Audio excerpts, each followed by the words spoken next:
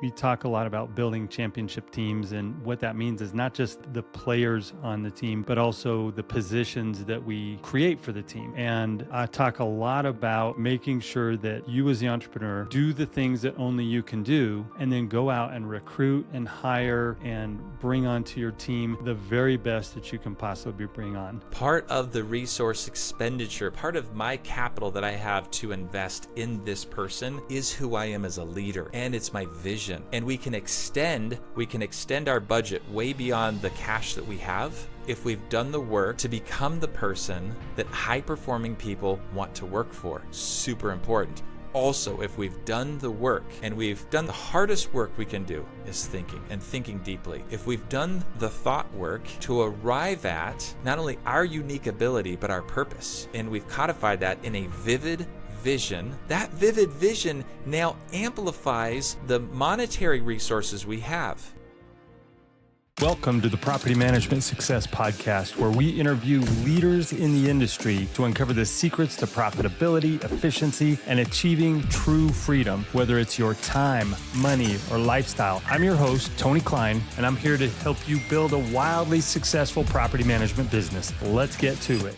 Hey, Mark, I am really excited about our show today. I want to just jump right into it. I know you just came off of a couple of really cool meetings, and you have rolled out something on the sales, marketing, branding side.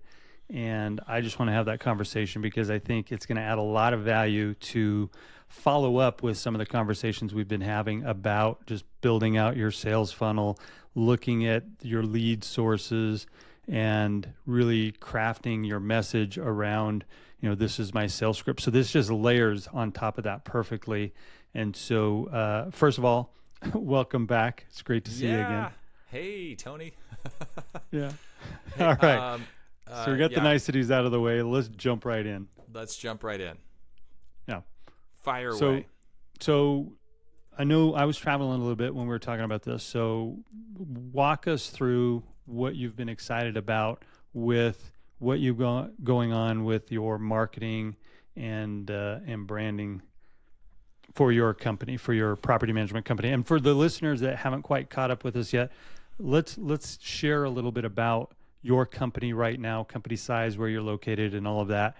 And that way they have some context about what we're actually talking about. Yeah, great. Let's start there. So Mark Brower Properties, as of the recording of this, which is November 2024, we are sitting right at about 610 units. We have plateaued at that level for the last year. Not added, not lost any net doors, just basically added the same number that we've lost. And that's been really hard for me. It's been a little frustrating. It's been personally, emotionally, I've blamed myself. We aspire to grow, and when we're not growing, I have to look at myself really hard in the mirror and wonder, what it is I'm lacking. And so this last few months, I have really tried to pour myself into improving myself, leveling up as a leader, finding the who's in the frame of who, not how, that Dan Sullivan talks about, to figure out what it is I need to do to change because of my unconscious incompetence. Right? I think that affects everybody. Yep. And one of the cool introductions I just had recently come into my life is Mark Ainley of GC Realty and Development in Chicago. Mark Ainley is a stud, super cool guy. They have at around 1,500 units under management, and so I think one thing that's true as we're building a business, if we can surround ourselves with the people that have the result that we want, they just start, there's the osmosis just starts, right? And so I had a call with Mark recently. He was super gracious with his time. We are both members of a mastermind group, which is a super powerful experience. And if you're not part of a networking mastermind group, highly recommend it. And Mark just started opening my eyes. He gave me at least a dozen golden nuggets of things that I should be thinking about. And just in the conversation with him alone, started thinking a little bit differently about some things. So that was really cool. Also, a shout out to and kudos to Peter Lohman, one of my, I call him like an industry hero in the property management industry. Tony, you're one of my industry heroes also. Oh, stop. So Peter and I had a podcast that dropped a few weeks ago. Got some activity, and I've been following Peter closely. Everyone should subscribe to his newsletter. It's good stuff. Everybody should subscribe to your newsletter as well, Tony. One thing that Peter talked about was his journey of finding, deliberately starting a marketing department, and this came after he found a good business development manager, I believe. No, I'm going to roll that back. He decided he was going to start I can't remember which came first. He had a business development manager hire that he did in 2024, and then he formed a mastermind. Either that or you can edit this out. He hired it. He did a BDM hire or a marketing manager hire, and then he tapped into his network and he said, "Hey, I'm going to start a mastermind specifically for marketing property management companies." You might remember this. And then to join the mastermind, he had a survey with some questions on it. And he talked about this in his newsletter. He said, it's a very unscientific survey, but I found that the companies, property management companies, that had on staff a marketing person on staff had 4 times the lead volume on average than the companies where the owner, proprietor was doing the marketing themselves. And my brain was just like, that's it, man. That is it. You know, as much as we complain about leads, I need more leads. That's my only problem in growing my property management company. I need leads. You know, here's a guy that just like on a silver platter said, "Hey, here's something I found. It's non-scientific, but there might be something here." And something clicked, and I thought, okay, Dan Sullivan, who not how? Who's the who that I need? And I decided I was going to find. I talked to my business coach about it. I talked to a couple other smart people about this. And I decided I needed to find a fractional CMO, fractional chief marketing officer. I didn't just want to go out and hire someone on payroll to post social media. I didn't even want to hire a manager level. And so when I was talking this over with my business coach, Coach Troy, he's industry agnostic. He just coaches entrepreneurs. Troy helped me remember that there are technicians, there are managers, there are directors, and there are executives. Okay, one of the challenges we have as a small business owner is we need both executive level vision, relationships, and strategy, and we need manager and technician level performance and moving the needle. Okay, so you've thrown out a whole bunch of stuff here, yes. So I want to break it down a little bit before we start getting into some of the meat here. So first of all, great shout outs to some really great people. Mark Ainley has been on one of our podcasts. He's been in. We've had an episode with him.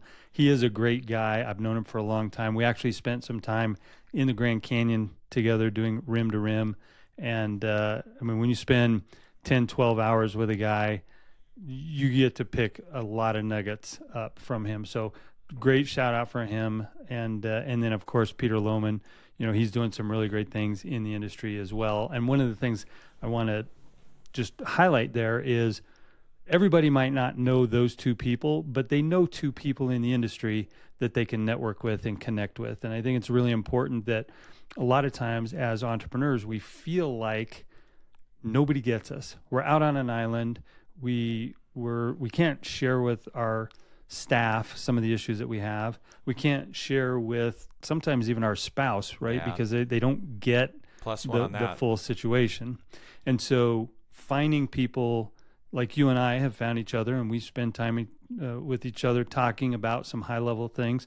And so I would encourage our listeners to, whether they get into a mastermind or they just connect with somebody because they see a comment on a Facebook post or whatever, reach out and start building those connections. I think it's super important to have 100%. Those relationships. So now that we got that out of the way. Can I throw one more comment in there? Sure. The reason I didn't do that for like 8 years when I started my property management company is I didn't feel worthy of someone else's time, attention, talents, and contribution.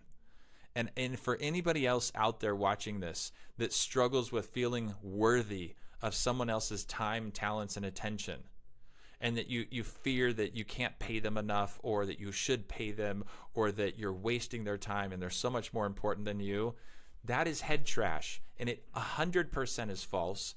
And there are lots and lots and lots of people that are intelligent and that are giving, that want to help and be part of your story of success, even if you can't pay them. It is head trash. It's garbage. Get over that. Don't waste 5 to 8 years like I did. Find your people. Find your mastermind. Feel worthy. Feel deserving. Ask lots of questions. All right. Rant over. Okay, but I got to add one more thing to you adding one more thing. So if you are doing that, I think one of the ways to have the biggest impact and to build the biggest relationships or the best relationships is to go at it from a position of being a servant. How can I add value to all these relationships that I want to create? Don't just go and take, because eventually there's nothing left to take because people start shutting the doors. So it's not that you're not worthy. You are worthy. And I don't remember the exact name of it, but there's something like the curse of knowledge or something like that, where we just assume that everybody knows what we know. So we feel like, well, I don't really have anything extra to add that they don't already know, but you do. So approach these relationships with seeing, where can I help them with the knowledge that I have? And eventually there's that reciprocation, and don't go looking for that. But obviously it just happens when you start building relationships. I love that. I remember reading in a book, I can't remember which one it was, where someone joined some high-level mastermind group, paid $25,000 to join a network. And he remembers the first meeting that he went to. This could be Alex Hormozy. I think it's Alex. I'm pretty sure we Yeah. talked about that before with Alex Hormozy. Okay. Yeah. All right. Yeah. And then Great story though. He went in and he's like, some people are like, what can I get out of this? How can I get my return on my investment as fast as possible? And he went in like, how can I use my gifts and talents? And you know what? Sometimes when we're starting out, we think, well, I don't have any gifts or talents. But the thing that comes easiest to you, that you tend to undervalue the most, that you feel like is just so intuitive and everybody else already has it, sometimes that's your superpower, and that's what you need to discover, and that's what you need to lean into and start figuring out how you can give that away. And once you can give that away, I echo the 100% doubling down on what you said. When you can give that away and lead with value, then you can ask and not feel ashamed, and also ask and feel like it's a great, abundant, generous partnership relationship. All right, let's start jumping into this fractional CMO. So first of all, let's make sure that we cover by the end of this what a fractional CMO is, like how it would be structured. But I really want to start with what their value is, what they bring to the organization, and kind of how that's structured. But if somebody was looking for that at the end, I want to make sure that we kind of tell them how it would be structured and how they could go and find their own. Yeah, so back to this framework of like, you've got executive, you've got director, you've got manager, and you've got technician. So, when we're hiring someone, especially in a small business, especially in a new role and in an area that we, haven't previously had some really dedicated expertise in, and for us that's marketing. I'm not great at marketing. I am just not great at marketing. And it's hard for entrepreneurs and founders that seem, that we think we're intelligent, we think that we're so capable, and we think that even if we don't understand something, we can learn it eventually, and our grit and our perseverance is going to get us to the other side. Sometimes there's stuff that we're just not really great at and that we absolutely need help with. And fortunately, I'm at a revenue level about $2 million in recurring revenue right now, where I can afford to hire, for some roles that I didn't have before. It's one of the blessings of growing your business, is you can start actually potentially growing faster because you have more resources and make your life easier at the same time. It's a beautiful thing. And so what I decided was that starting a marketing department within my company was a good bet to place. And it was a bet I was going to place, and I was going to figure out, how to do it right. And I read about Peter Lohman hiring a marketing manager. He actually was gracious enough to introduce me to his recruiter, had a great conversation with that guy. But at the encouragement of my business coach, I started thinking about this in a few different ways. I could either, A, just hire a marketing manager for $60,000 to $100,000 a year, or B, hire a fractional CMO and then a part-time marketing manager or technician, or C, start interviewing agencies that could kind of outsource that whole thing for me. And so I started doing all three of those things. And one thing I've learned, and I'll draw a comparison here. Sometimes, that rental property, it's really hard to comp out, and it's like there's no good comps, and it's got some nuance to it, and it's really outdated, or it's on a really big lot or whatever. Sometimes when you go to comp that property, it's like, I'm not sure. There's a wide range. But when you spend another 30 minutes with it, that range shrinks. And then you spend another 30 minutes, if you've ever done this, and then eventually your confidence builds to a point where you're like, yes, I have a really clear picture what this should likely rent for. Same thing here. The more time I spent with this decision, looking at it, massaging it, looking at it from different angles, talking to different people about it, leaning into it, eventually it became clearer and clearer and clearer the experiment that I wanted to run. And that was, I wanted to tap into high-level executive thinking about marketing and branding at a very high level. And I also wanted somebody at a lower level moving the needle and doing the day-to-day. Okay, so we've got a couple of different scenarios. We've got some people who are going to be in the same situation that you're in, where they're fortunate enough to be able to bring on these two positions, one fractionally and the other one maybe more full-time. We also have some people in the audience that don't quite have that level of income yet to be able to do this. So I want to break down not only how do we structure this, but also if I'm trying to bootstrap it, if I'm trying to just figure out how to get to the point where I can have the revenue or have the income to be able to do these things, what is this person or these people going to be able to provide for you, or what results have you already seen? Yeah, for sure. I think my response to that question, Tony, has a little bit to do with the way I think and my personal approach. So I don't know if this is a one-size-fits-all, but here's what works for me.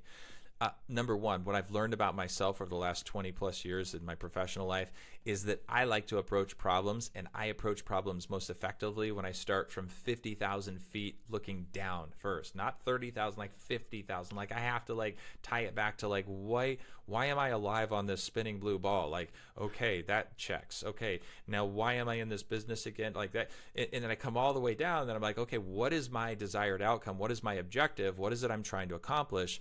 And help me see the really, really big picture first before I can get down into the forest and start chopping trees. Some people I've learned, and not to stereotype, but sometimes like an engineer type mindset might come right in and be like, I'm in the right forest, okay? I'm not going to second guess that or think through all that again and come all the way down from outer space to the tops of the trees. I know I need to chop these trees down faster. My brain doesn't work like that. So I needed someone to help me understand branding at a very high level so that I could realize or have kind of a paradigm shift myself about what branding is. And that was one of the outcomes. Very deliberately, as I spent more time with this problem, it occurred to me, you know what? I'm not going to hire a big agency because I don't have direct access to the top talent in that agency that could help shape my thinking around what branding is.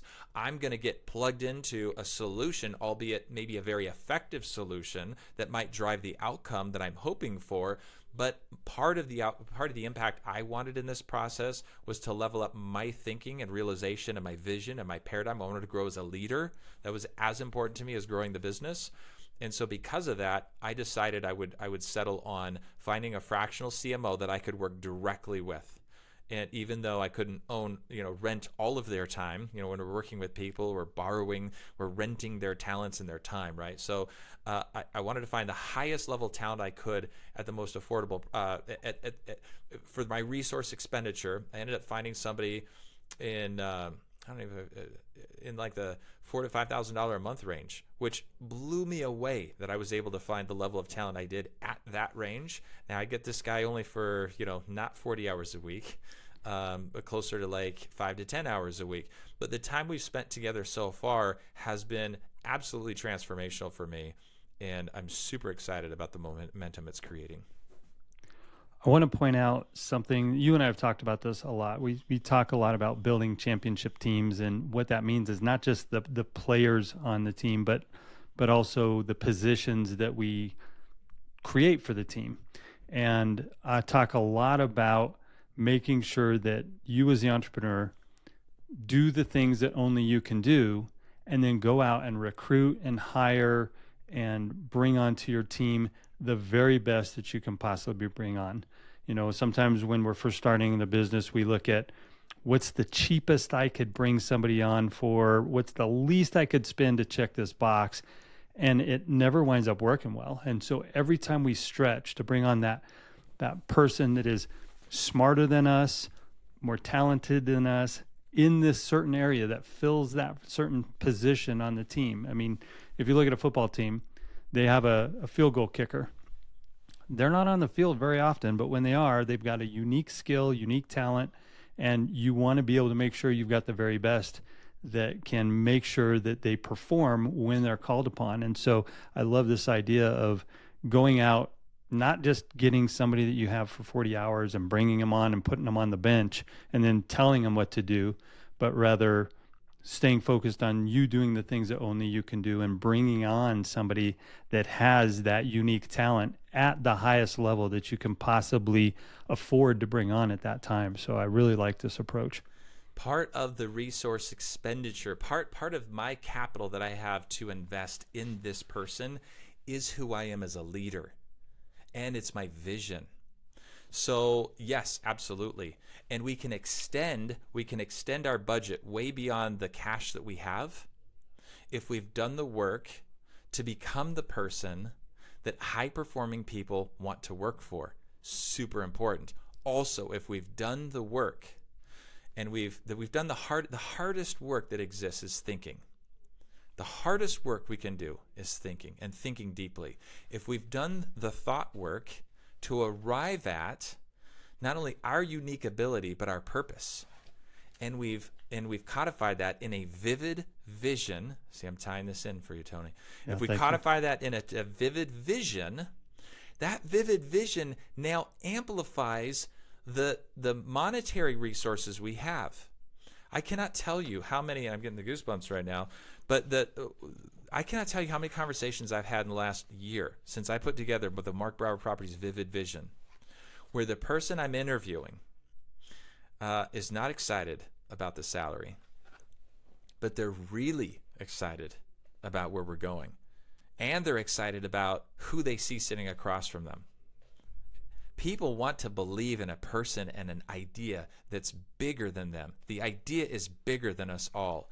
And it's something bold and audacious, and it's worth believing in, and they will move themselves to make that idea happen. And when that idea happens, and we create more value in other people's lives, the money flows. But the thing is, we have to get ourselves and our companies, ourselves as leaders and our companies up to that higher level of vibration where that outcome exists. And we have to do that first before that outcome comes with the money. So the magic is leveraging vision, leveraging leadership, and leveraging purpose to attract talent far beyond what we can afford. Well, I have to tie in ultra running because that's what you and I love to do. But, when I first thought about running 50 miles, I didn't start hanging around people that were running 10 miles. I started hanging around people that were running 100 miles, because if you're going to run 50, you start hanging around people who are running 100, and all of a sudden that becomes possible. And that vision of what's possible is what brought me along that trail to let me know that it's possible to do these things. And I wanted to be around those people as much as possible because I just caught their passion and I caught their vision. And it's the same thing in business, right? You don't have to be into running to see how this ties in. I want to be around people who are accomplishing big things because it lets me know what's possible. And people long to be a part of something great. I don't have to be the main person that's contributing the main thing. I want to be a part of whatever movement is doing great things. I'm jealous of Elon Musk and people at his level because their vision and the things they're working on is so great that they get access to the absolute top talent. So what vision do we need to cast for our business at whatever size it is that will allow us to access the very top talent that our financial constraints would allow us to do? I had an interview just last week where by the end of the interview, and I know this is one of my gifts and I have to lean into it, I can enroll people in vision. I can get really excited about vision. I can enroll people in vision, and I know we're going to get there because I know I'm never going to quit. And I know I've got smart people like you and the other people. There's an infinite reservoir of intelligence available to us when we set our sails to accomplish something really exceptional.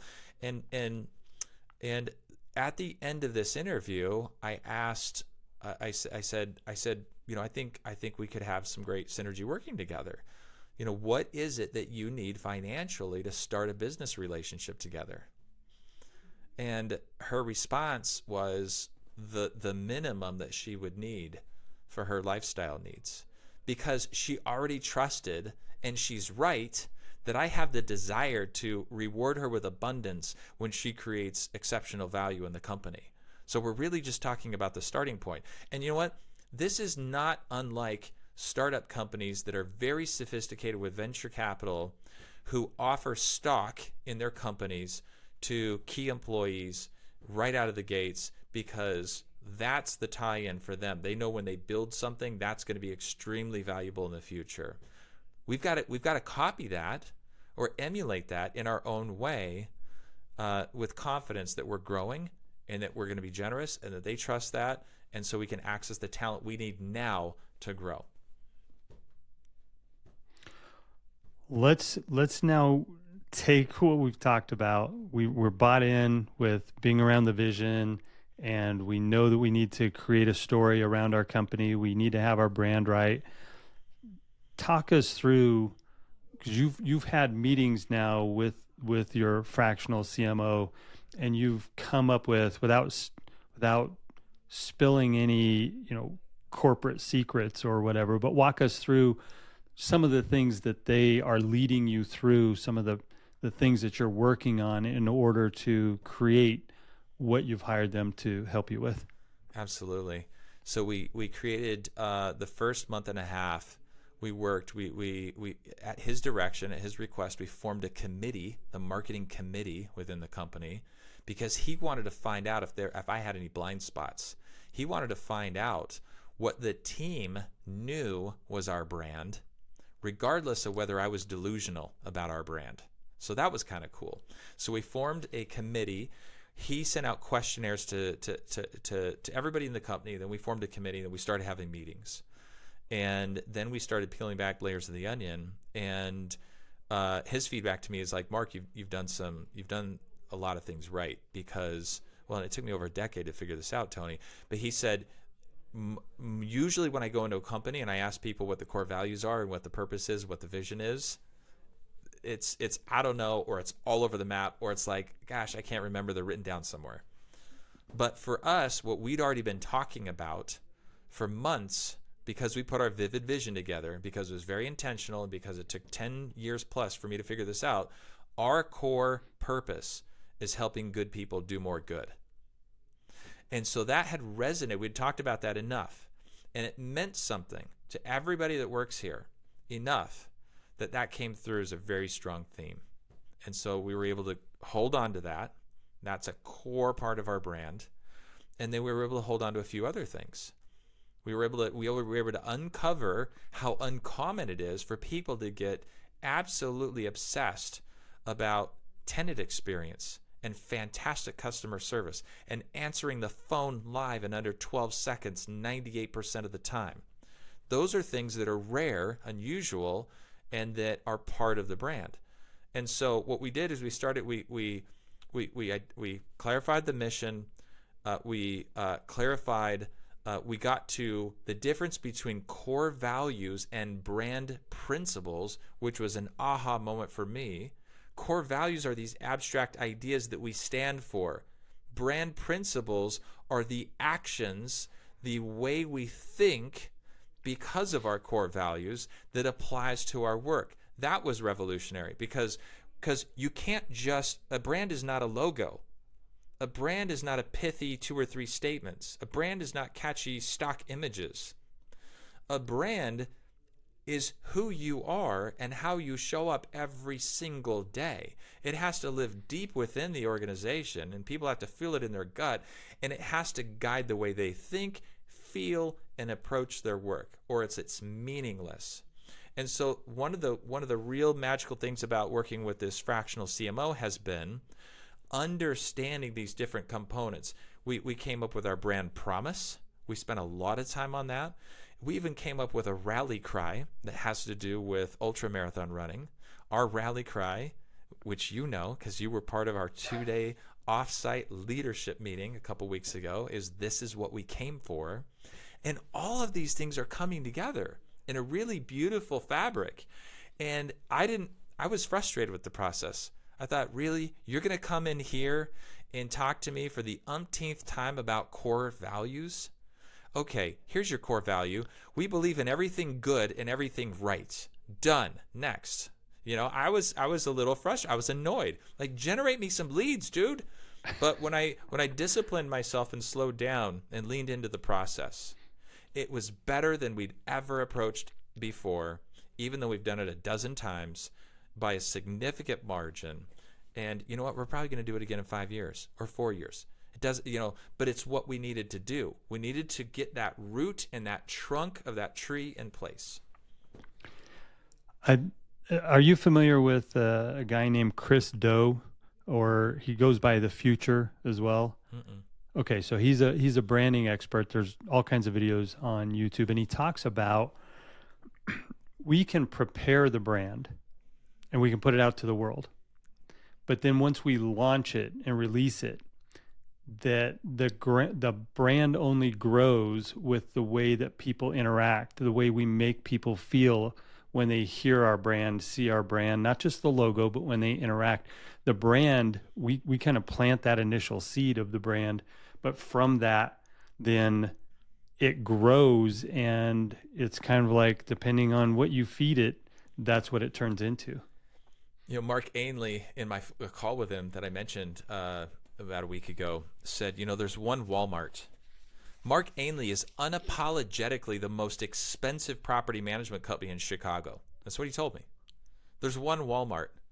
Okay, so if you're not going to be Walmart, what is it that makes you special? What is it that how have you done the work to identify your unique abilities that, when combined with the unique abilities of your team, create a moat, what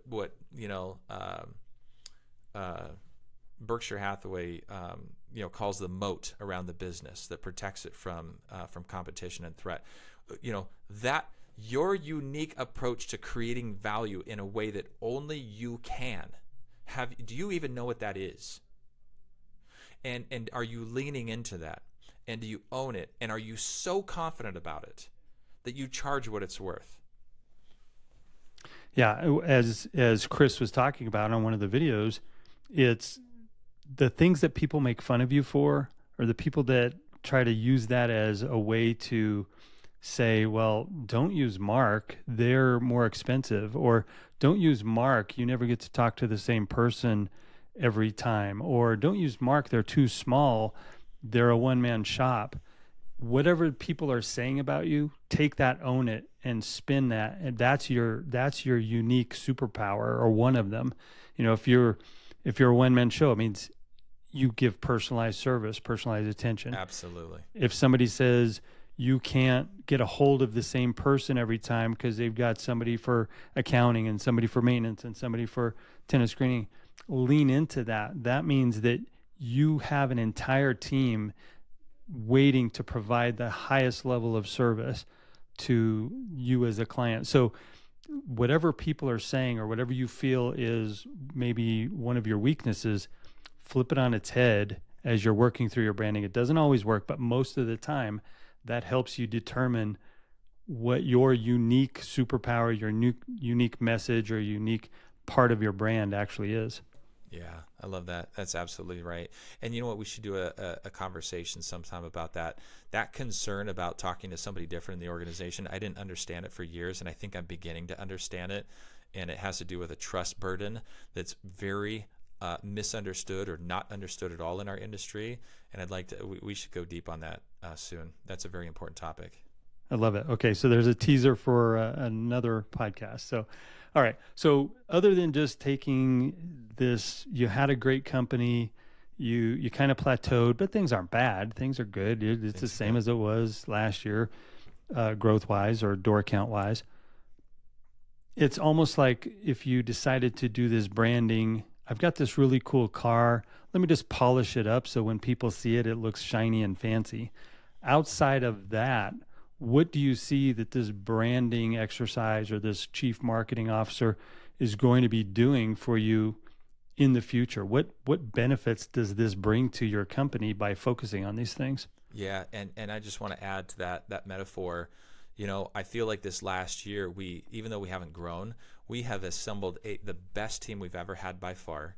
We've restructured our company from departmental to pod, where there's more ownership. We're giving every property manager complete enrollment and empowerment to manage their own P&L within the organization. And we have we've started measuring things in a more precise way that is driving outcomes far beyond what we had before. So we've put on a supercharger. We've retooled the engine. The transmission is stronger. The brakes are stronger. Like everything about this, the inside of the car that you don't see is better, and that is the most important part of the brand. There is a perception about your trustworthiness, and there's the reality of your trustworthiness. And it's great to be in a position where the perception of your trustworthiness or how many people know about you is the problem, that you feel like the engine is finely tuned and you're ready to go. I want to tie that into something I said earlier where you talked about the perception and the reality. We can tell people that we're a very responsive company. And that's the brand we put out there, right? That's part of our brand maybe, is that we're very responsive. The moment somebody checks in to see, are they responsive? That shifts what the brand actually is. It either confirms that that is your brand, or it says that that messaging is way off brand because you guys don't even answer the phone, or you wait 3 days. I can't resist. I have to share this example. In the podcast that dropped with Peter Lohman a few weeks ago, they got a lot of positive response about. It was Mark Brower challenging the norms in the property management industry. One of the things I said, it was audacious, was we have to own every single negative review. And Peter complained. He's like, what the hell, man? Like, I get this drive-by review. They're not in my database anywhere. It's a 1-star review. Google won't take it down, so it's game on, you know? And he was really passionate about that. And it's like, no, I still want to own that one, because guess what? When you put a fence around things you own, that's a really dangerous place to be, because where does that fence start and end? And so I just made a really strong argument for it, and people obviously thought I went too far, because within days I got a drive-by review from someone that was never a client, that I am convinced was someone that listened to that podcast and tested me. It was AI generated. It was really damning. And it was a profile that had just been created. A Google profile had just been created. It had no history to it. It had a really vanilla name to it, and I ran it through ChatGPT because I was sus. That's what my kids would say. I was sus about that. And what I found out was that ChatGPT says, yeah, this looks like an AI generated response. So, and I owned it immediately. And I said, hey, this is Mark Brower. Here's my cell number. Here's my email. I understand you might be using a pseudonym to protect your privacy, but I'd still like to know what went wrong so we can learn from it and address it. The review was taken down within 2 days. Nice. So people will test us. They will absolutely test us when we say we stand for something. Well, and I love that too, because if you don't take ownership of something, then that means you have that victim mentality, victim mindset. I'm a victim of that. And one of the things I learned, and this is a topic for another time, but as a young kid, as a teenager, I learned that I could either be a victim of something or I could take ownership of it. And when you own something, you're in a position to change the outcome. But if you're a victim of it, you're giving somebody else the power to control you, right? So anything that comes along, it's your responsibility. It's your fault, however you want to phrase it, to take whatever you were given and make the best of the situation. Yeah. And we could talk about this more later, but that just sparked an idea.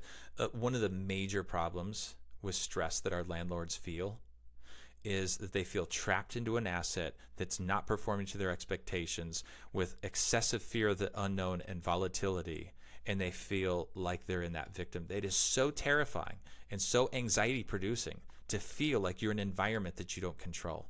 So you decide, and it requires faith. You have to decide, no, I do have influence over this. Even though I don't control all the components of it, I have enough influence in it that matters, that I'm willing to take full responsibility for it. All right, we need to start driving towards the finish line here with this. So let's flash forward 12 months, or you pick the time frame. You decide, but let's flash forward to the future. What do you expect this investment in really dialing in your brand, your messaging, and that ties into marketing? And I know we didn't get deep into the marketing component of what you're going to do with it, radio ads, direct mail, all of that. That's more of marketing than what we're talking about. But what do you expect, again, 12 months, you name the time, that this is going to provide for your company as an investment? I'm expecting a lot. I'm expecting a lot, so I better get it. So I'm really clear about the cost of new client acquisition I'm willing to tolerate, and my target on that. I'm also clear how that breaks down into sales cost and marketing spend. And I'm also clear about the conversion rate from lead to sale that needs to happen at certain levels of acquiring a lead for a certain dollar amount, right? So I have clarity around that, and my fractional CMO and I have talked about that, because he asked me, he's like, hey, what's your marketing budget?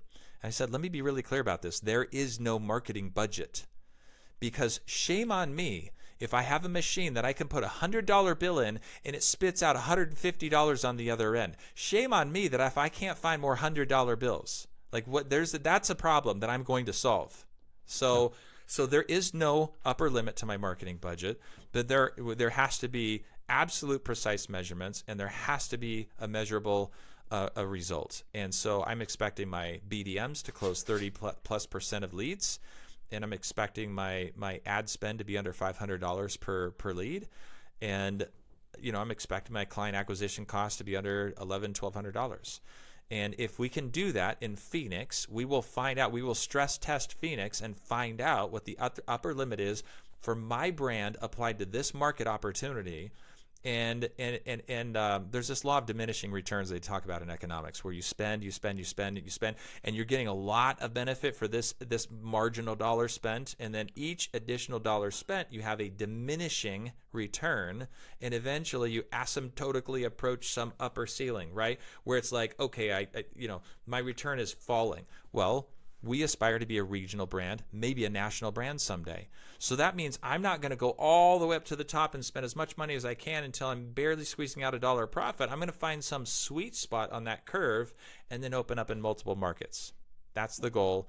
I want to have 100 leads a month coming in, qualified leads. I'm going to put a stake in the ground, and people are going to be like, hey, did you do it? And if I didn't, I feel like a failure. I'd like to have that in place within the next 90 days. Wouldn't that be cool? Right now we have 35 a month right now. I want 100 a month, and then we want 300 a month by the end of 2026. We want to add 100 doors a month by the end of 2026. I love that you publicly stated that. I'm going to I'm give people nervous. I'm going to give people a little look behind the curtain with the conversations that Mark and I have. We talk a lot about goals, and we talk about what we're trying to accomplish, and we have a little bit different perspective on whether or not we should publicly declare what we're going to do. So I'm really excited that you've done that, because I look at success is built on the foundation of failure. I'm willing to tell people, the right people who are able to support me in helping me accomplish those goals. I'm willing to share that with people. And the wrong people are just going to be the naysayers. But I think the people that are listening to this podcast are going to be the right people, and they're going to be willing to cheer you on and Good. help you get there. I need And cheering. so as we start to go down this path, if we're not right on track, I want to continue to have that conversation so that people can comment in or reach out and connect with you and say, this is what I've done in that same similar situation. I want to see this be uber successful for you. Yeah, and you know what, we learn more from the failures anyway. So if there's going to be there's going to be some stress, there's going to be some failures along the way, and that'll give us something to talk about. Very good. All right, Mark. Last word on our topic today, which is being in the CMO. One real quick thing. You talked about having that fractional CMO and then your local person. Did you guys discuss the separation of duties, so to speak? What you're going to have your local person do versus this other person that's that C-level person? When you get a C-level person, an executive level person, they get energy from doing high-level thinking, from synthesizing, from abstract ideas and pulling them together and seeing them manifest in the physical world. That's what drives them. Posting social media posts and writing newsletters does not drive them usually. That's where you need the manager or the technician. And so I think it's rare that you're going to get the optimal output if you find just one person. But the constraint is we think, well, I can only afford one person. And so that's why I'm trying to do this fractional thing. And I think I got really lucky so far. It's been a month and a half. I think I got really lucky with my fractional CMO. I think right place, right time. He's in between things. He's worked on some really big stuff. And he decided that he wanted to work with me.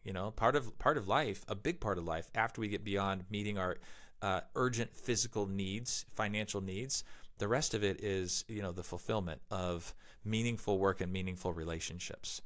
And so I don't know if I answered your question. Well, that's all right. I think you did. One of the things I want to close out with here is you talked about you got really lucky.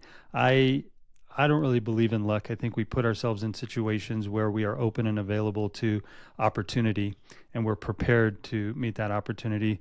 We haven't talked a lot about RAS, or the reticular activating system, but that's a part of your brain that helps you filter out what's important versus what's not important. We have so many messages that come to our brain every single day that we have to figure out what's important to us. And that's why when you go buy a new car, if you just went and bought a red car, all of a sudden you're noticing all the other red cars on the street, because red cars now all of a sudden have some importance to you. And I think what you did was you said, this is a goal that I want to pursue. This is something that I think is important for me to be able to achieve. And you put yourself in a situation where when the right opportunity came up to either ask the question to be connected, or you saw the connection, your brain said, let this through the filter. This is important. And let me latch on to that. So I think, yes, there is probably some measure of luck in all business, but I think there's more being prepared and open and courageous when those opportunities come up than strictly luck itself. Yeah, and you have to have the self-image, the feelings of worthiness, just to tie back to that idea, to ask for what you want and to feel like you're deserving. So the universe is going to give you what you need if you're persistent and you ask and you feel like you're worthy of that. And so that's where it all starts.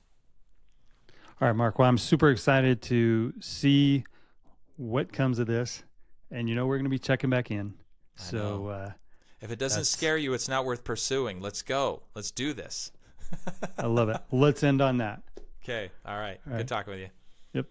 Thanks for tuning in to the Property Management Success Podcast. We'll be back with another value-packed episode to help you level up your property management game. If you've got something valuable out of today's episode, please share it with a friend or colleague, and don't forget to subscribe and leave a review so you never miss out on future insights and strategies and tactics. Until next time, here's to your success.